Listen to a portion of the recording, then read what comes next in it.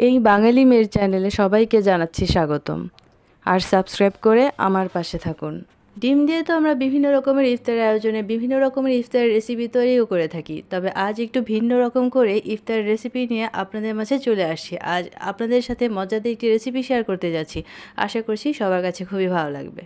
আর মজাদার রেসিপিটি হচ্ছে ডিমের ঝুড়ি রেসিপি। আর তাই আলু আর গাজর প্রথমে আমি কুচি করে কেটে নিয়ে হালকা ভাপ দিয়ে নিয়েছি। আর আম্মুর যেহেতু কিডনিতে প্রবলেম, তাই সবজি দিয়ে কোনো তরকারি রান্না করা হোক বা কোনো নাস্তা তৈরি করা হোক, আমি কিন্তু হালকা ভাপ দিয়ে নিই। আর এই হালকা ভাপ দেওয়াটা কিন্তু শুধু কিডনি রোগীর জন্য না, প্রতিটা মানুষের জন্যই কিন্তু খুবই উপকারী। আর এই ভাপ দেওয়া আলু আর গাজরের সাথে সব রকমের মশলা দিয়ে, তার সাথে আটা বা ময়দা দিয়েও নিতে পারেন। আমি আটা দিয়ে সুন্দর করে মেখে নিলাম।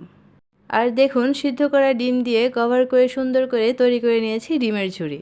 এই মজাদার ডিমের ঝুড়ি রেসিপি বন্ধুরা ভালো লাগলে কিন্তু অবশ্যই জানাবেন। আর তার সাথে নতুন নতুন ভিডিও পেতে, নতুন নতুন খাবার রেসিপির ভিডিও পেতে লাইক, কমেন্ট, শেয়ার, সাবস্ক্রাইব করে পাশে থাকার অনুরোধ রইল। আর যারা ভিডিওটি দেখছেন, ধন্যবাদ সবাইকে।